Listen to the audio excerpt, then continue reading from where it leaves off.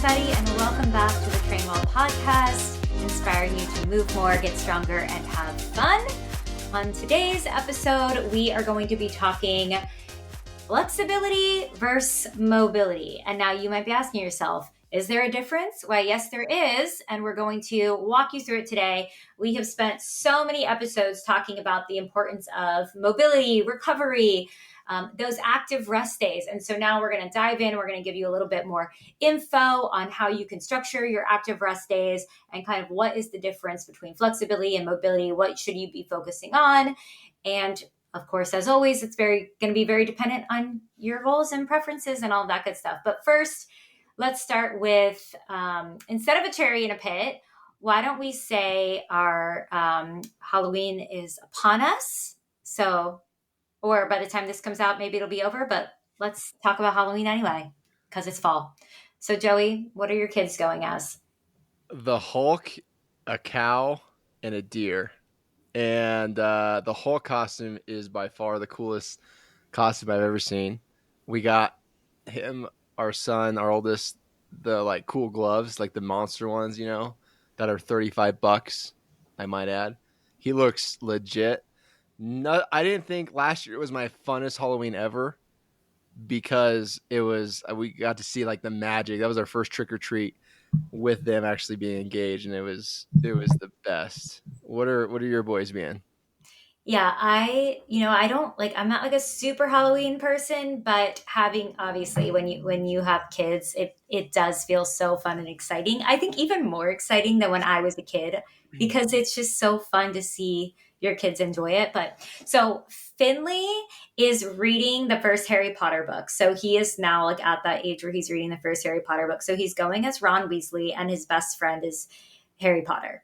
Ron Weasley. Oi. Yeah, so they're going to be a little Harry Potter pair. And then Leaf is just going as like a dragon, like a scary blue dragon. And I have a Halloween costume as well, and that I want to share because I'm so excited about it. I'm going as Lorelai Gilmore the day that she drops Rory off at Chilton for the first time, because she wears the most iconic outfit. So if you're wondering what it is, look it up. Look up Lorelai Gilmore dropping Rory off at Chilton first day, and you will see her most iconic outfit that she wears. It's very memorable. So that's what I'm going as, and I'm very excited. That's great, dude. You're going to have to send pictures and make sure you eat a lot of candy. But we're not here to talk about Halloween. Let's get into We're not. Flexibility mobility continuum. Dee, why don't you start us off? Talk us through flexibility, what it is, why it's important, and then I'll get into mobility. Yeah, so here's an analogy for you about why flexibility is important, and I'll kind of like break down what is flexibility. But you know how in like California, let's just use California and all places all over the world, they build buildings, tall buildings, so that they can actually move. So when there's an earthquake, they don't break and shatter to pieces, they kind of flex and bend. This is why doing this type of work is so important, because if you can't bend, you will break. So you need to be bendy. Do you agree, Joe? You made a face. I think that's so important. Well, I didn't really get that analogy. I got a better one that I'll share, but yes, I do agree. If you got to bend and you got to breathe and bend, because if you don't breathe, I'll talk about that later. But yeah, you got to be bendy. Otherwise, you're going to get not trendy. Oh, okay. We're throwing analogies and rhymes all over the place. So this is why it is so important to be flexible and mobile. So flexibility is a passive range of motion. So this is, you're thinking about a static stretch. So this is like when you're doing a couch stretch, for example, the one where your foot is like on the bench or the shin up the wall and your back knee is on the ground, and then the front leg is forward like a lunge, and you're stretching out your quad and hip flexor and you're just holding there.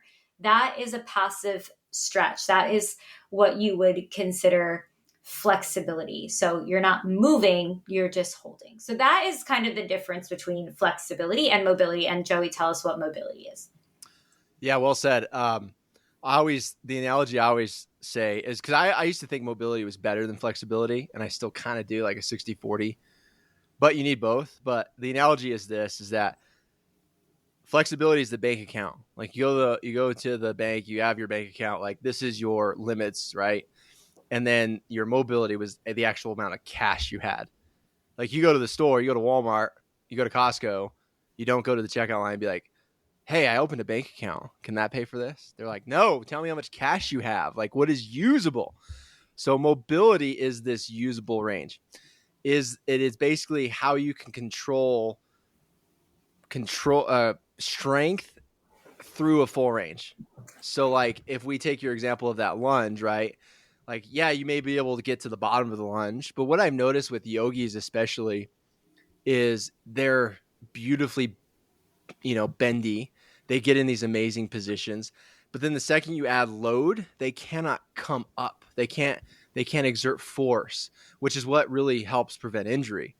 And that I'll go to gymnastics too. Like gymnasts are extremely injured all the time because they develop these crazy and ranges of motion, but they need control and strength through that range of motion. So again, mobility is what you can use. It's the cash. It's what you can actually pay with. But again, you need that bank account to put your cash, right? And we can get into coordination, strength, and all that too. But flexibility is your potential, and mobility is your usable. Yeah, thank you for saying that. I did forget to say that flexibility is that potential range. It's the lengthening of the muscle. It's stretching the muscle. It's not necessarily using. And you know what? Let's talk. I want to talk about like how important, how strength and flexibility really go hand in hand. Because you will always be limited in your flexibility. You will be limited by your strength in your flexibility. And I know a lot of people don't think that. They see like these power lifters who are like not at all flexible.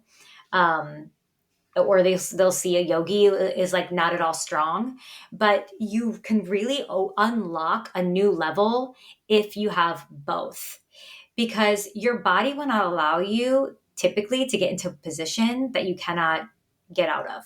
You need that strength to get there. So by practicing both, the more flexible you are, the stronger you can become. And the stronger you are, the more flexible you can become. Like, I think, unless you're hypermobile, Oh yeah. there's usually that limiting factor. I think we should talk about hypermobility actually, because a lot of people, most people are not hypermobile, but then we find there are some people who are just like oddly flexible. And you're like, why would you?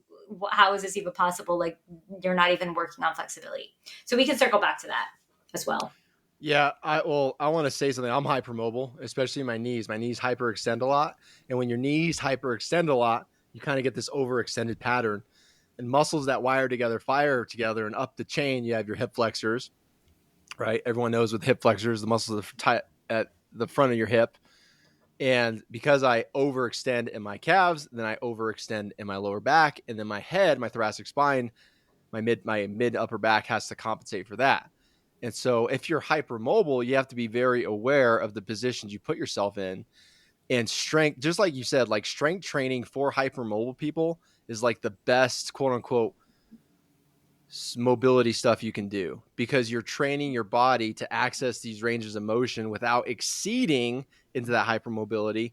You're kind of taming the dog, so to speak. You're working in this control with strength, and with strength you get stability. And then we should talk about fascia and networks and tensegrity and all that, but basically strength training is my biggest remedy for being hypermobile. And I see a lot of people who go through life, thinking it's like kind of this bragging right thing that they're very guppy. Or who's that green guy? The green Gumby, right? Guppy. Like they think, oh, I'm like Gumpy, Gumby. Yeah. Thank you. And they brag about it, but like, what, again, going back to the usability, like what can you use? But anyways, let's talk about why we need both.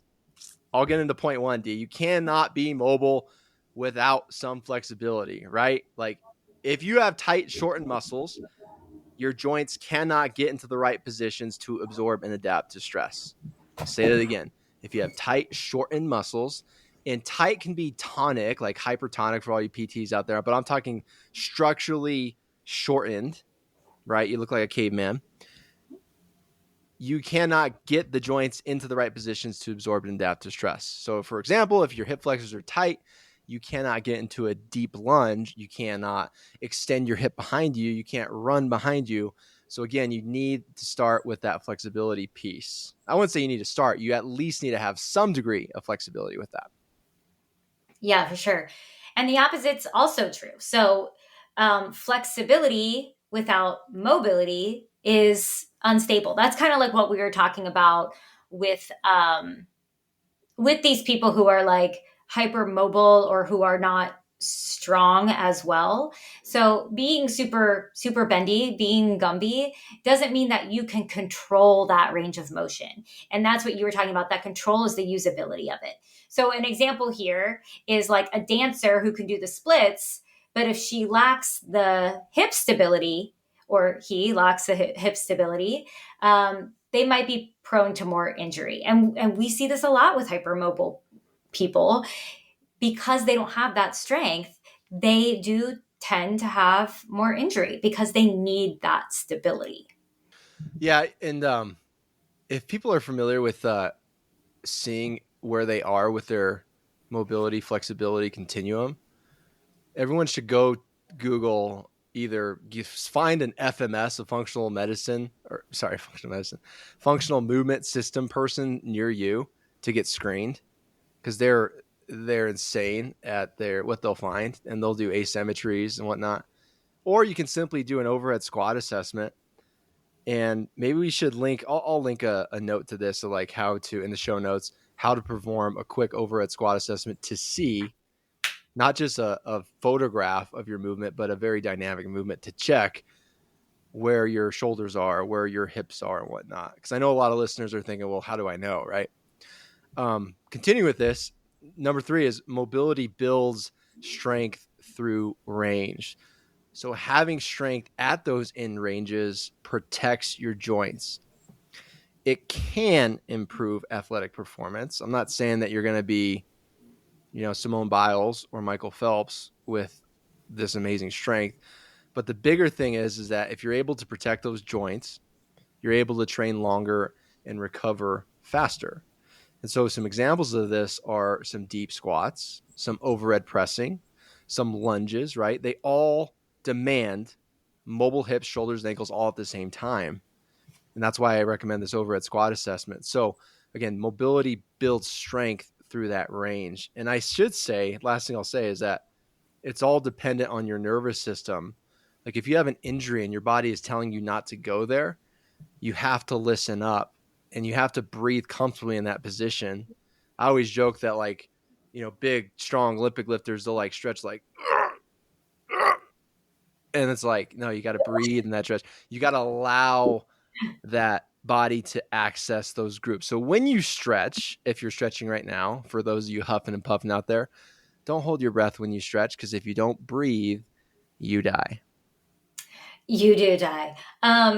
Yeah, you know what I was going to say too is about when it comes to like flexibility is a lot of times if you're like more of a strength person and you're neglecting your flexibility and mobility, if you're feeling that knee pain, if you're feeling elbow pain, pain in the joint, many times that it can be due to just tightness in the muscle that pulls upon that joint. I find this so often with people who have this knee pain. And this is obviously not always the case. There could be something much deeper here, some injury happening. But for example, a personal anecdote, I was having knee pain at one point years ago. And I started doing couch stretch, both sides for 2 minutes. Within 2 weeks, not even, my knee pain was totally gone because my quads were so tight and the quads pull upon the knee. And it was just a matter of like getting some more flexibility through my quads to like let up on that joint a little bit.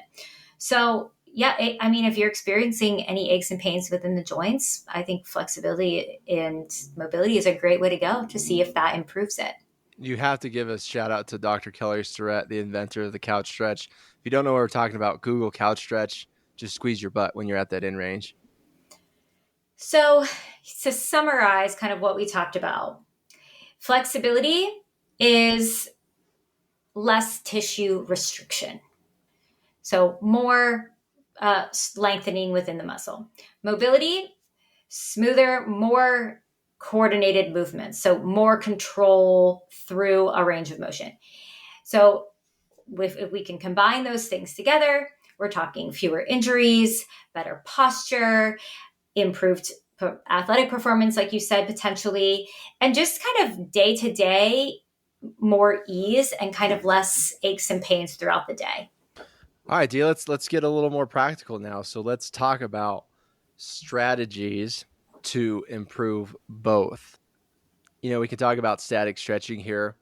I'll kick us off with, there's always the debate. I should ask you this. What is your opinion on static stretching before a workout? Should we static stretch? Should we dynamic stretch, etc.? Yeah, I think it depends. I mean, I think a lot of people do stretch before workouts. I think in like the fitness industry, like the strength training, typically it's not recommended to stretch because you're like lengthening or to do that static stretching and hold a stretch because you're really lengthening that muscle right before you're about to need to contract it and generate that power. So I think typically it's recommended to do at the end. Now, everyone's an individual, right? Some people are tighter than others. I don't think it's bad if you need, it feels good to do a few stretches before you work out and you're not noticing that it's, affecting your performance during your workout. I think it's fine. I would say typically do stretching at the end. Well said. It always goes back to it depends. Like if you're about to prep for a 400-meter repeats session, I wouldn't static stretch necessarily. But if Miss Jones just sat at a computer for 8 hours, like you're probably going to need to free up some of that restriction, that tissue restriction. So a static stretch might be good for her. It really just depends. But I think we should get into what are our favorite stretches per joint. You down? Are you game, deal? I think we should start with ankles. And I'll kick us off. My favorite ankle drill. Okay. And you can do this both statically and dynamically. I recommend you do 30 seconds statically and then 30 seconds of dynamically moving through. And we're going to link all these descriptions and videos in the show notes. So if you don't know what we're talking about, just check there. But it's a big toe mobilization. Okay. So you basically, because the big toe has a lot of influence on your whole foot network and heel cords and whatnot.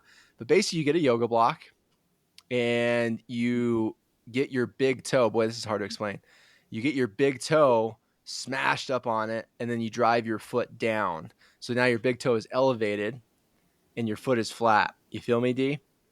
And then while your heel's still on the ground, you drive your knee over your toe and track it in line with your fourth and fifth toe, your pinky toe. So it's not caving in, causing knee collapse. But then you just drive that knee as far as you can forward, keep the heel down. Again, your big toe is up, and you'll really feel that stretch in your like deep soleus. That's like your lower calf, and then in your foot. And you just hold that. You hang out, and then you pulse product. You go in and out of that range for about another 30 seconds. It's amazing. It'll fix your gait. It'll fix your ankle issues, your lower back pain. That's my number one. I will say I don't do a lot of static stretching for ankles. I haven't done this for a while, but another Kelly Starrett shout out here, I believe, ankle flossing. That's what he called it with the band, ankle flossing. I don't know why I tripped over that. You hook up a band to like a rack, wherever, and you put that around your ankle joint. And then you take a big step forward into a lunge position. And then with the foot flat, you can get down into like a deep lunge. You kind of just move move through a range of motion. So you push your knee kind of forward over your knee, side to side, but you're keeping your foot down on the floor the whole time. You back your knee up past, past your heel and then forward towards the toes, and then do circles each way.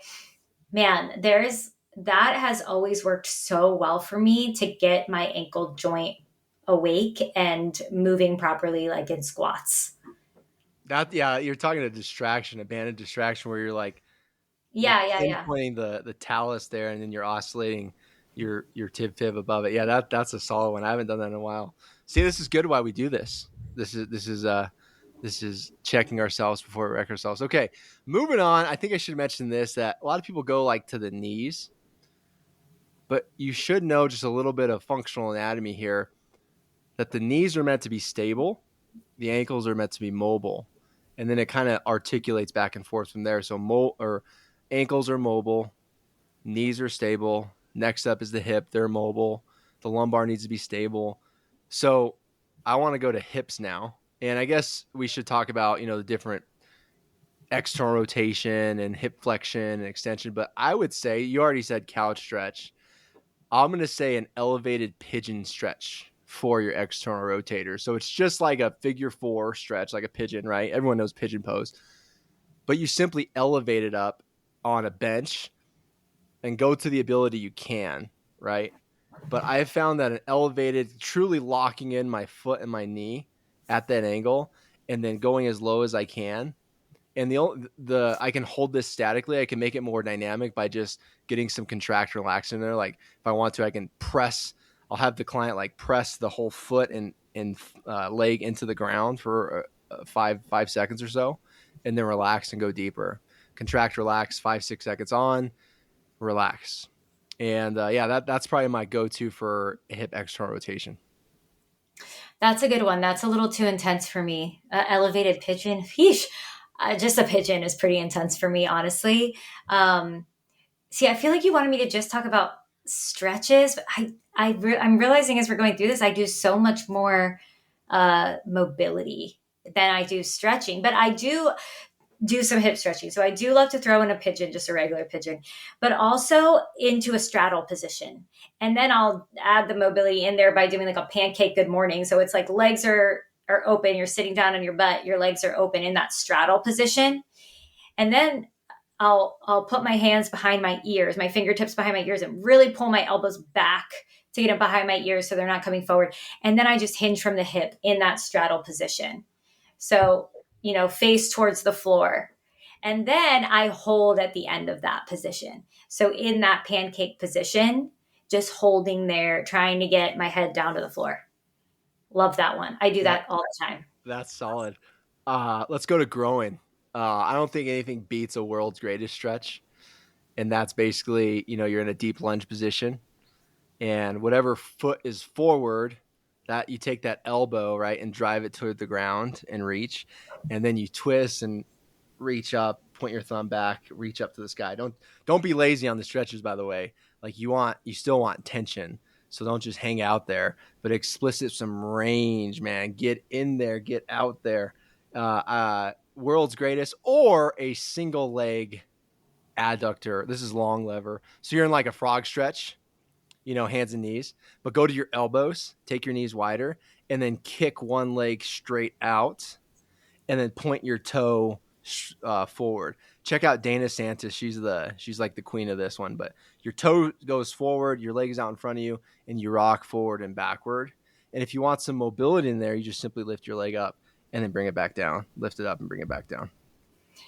Okay, now this reminds me of another one I really like. If you were to get into like a lunge on the ground where back knees down, front foot's forward, but you bring your front foot out to the side instead. So next to you, and then you hold a kettlebell in both hands, and then you just rock back and forth into that leg that's off to the side, and you get that like deep lateral. There's so many, because do we have to stick to, let me just tell you what I do. Cossack squats.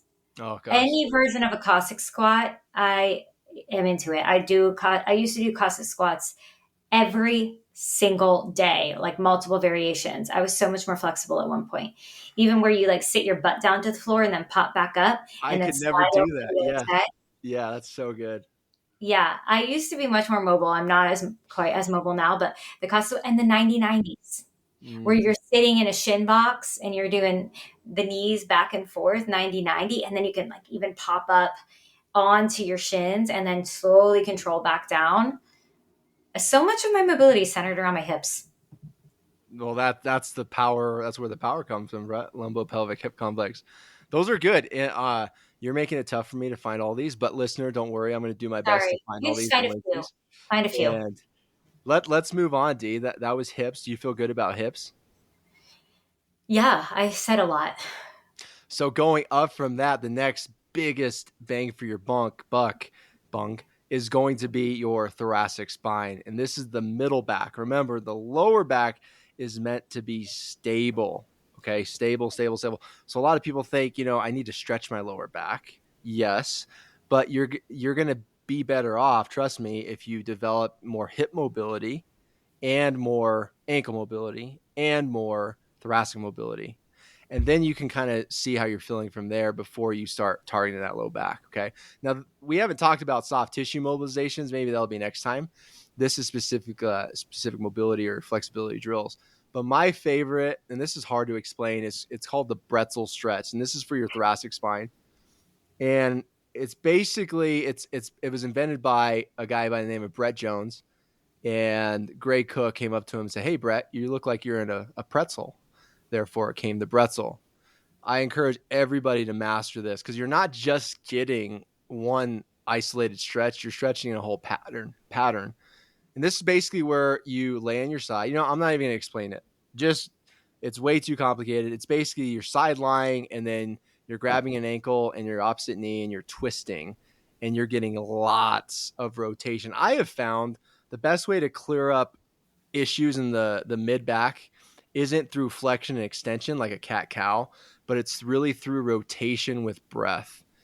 And like you can do a hand all fours, quadruped rotation, but check out the Bretzel in the link. Thank you, Brett Jones.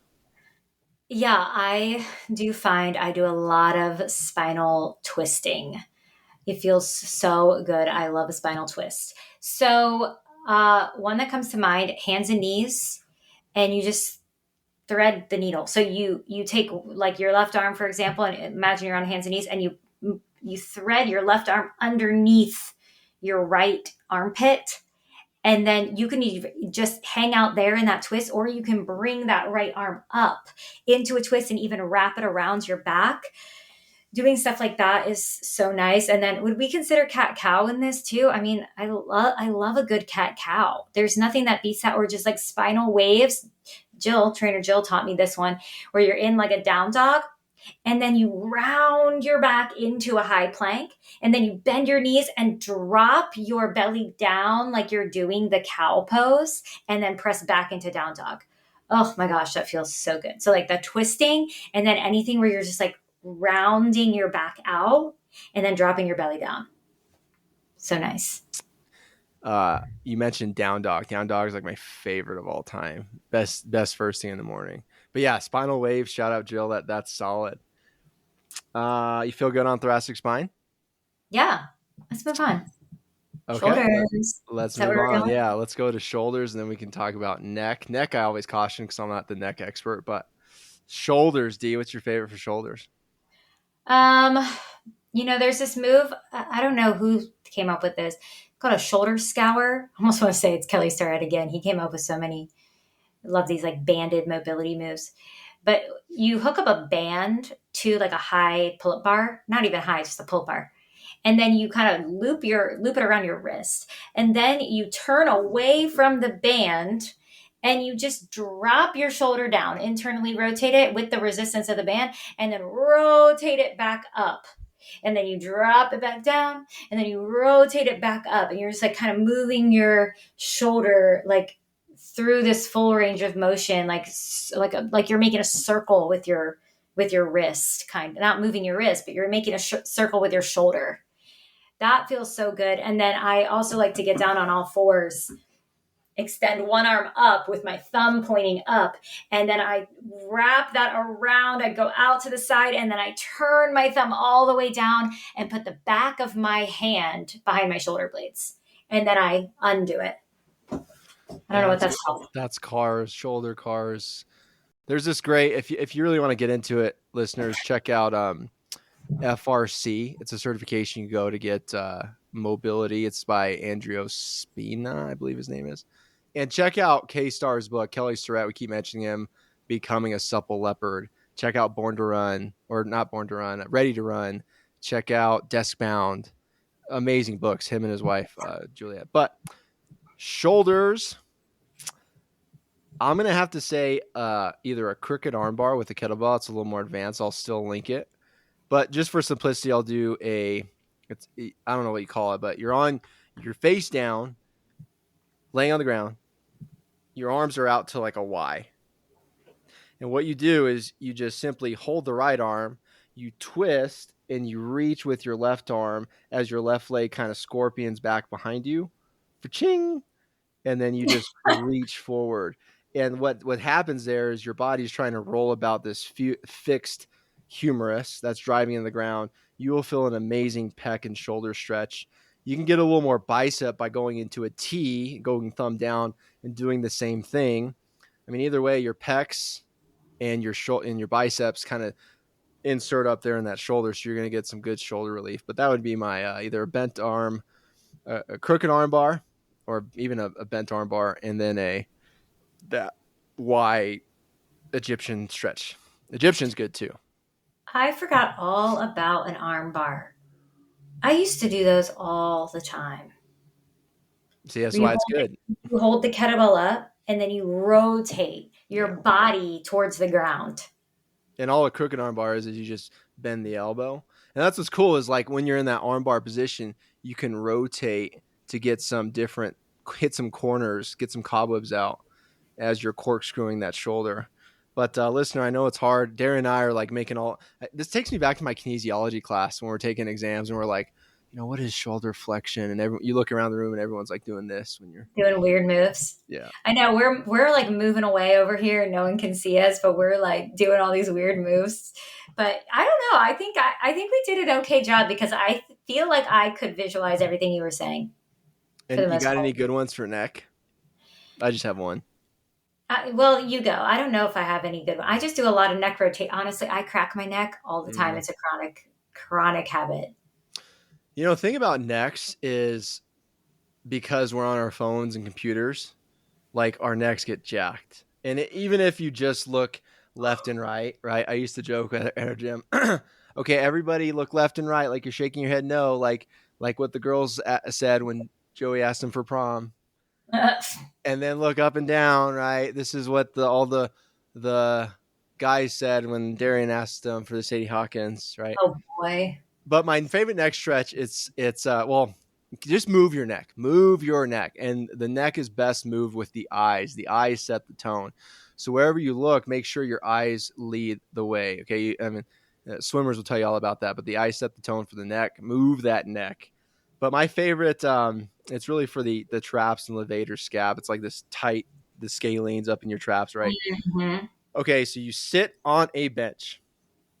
You take your left arm and you grab that bench. Okay, so you're sitting now like 3 feet from where your hand is or 2 feet.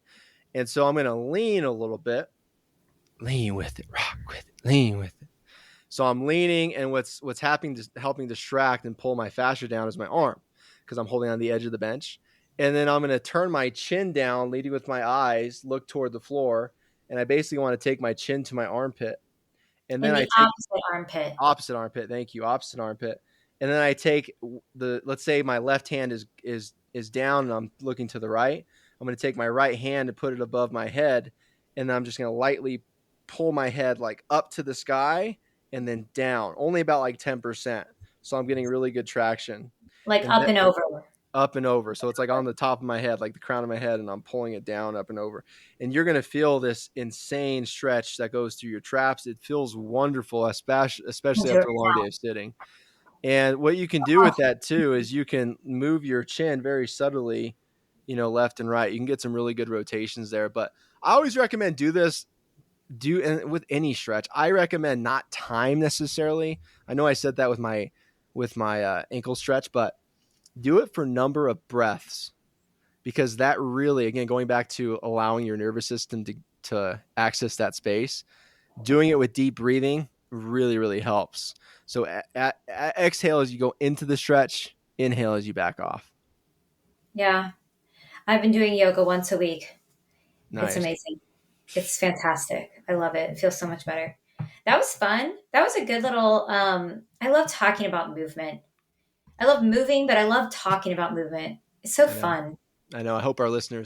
I know all the listeners out there, especially listening to this podcast, you love to move. So we thank you as always for listening, guys. We challenge you to find one mobility drill or one flexibility drill. See if you can throw it in your warm up or your morning routine or after a stressful day at the computer. Make it work.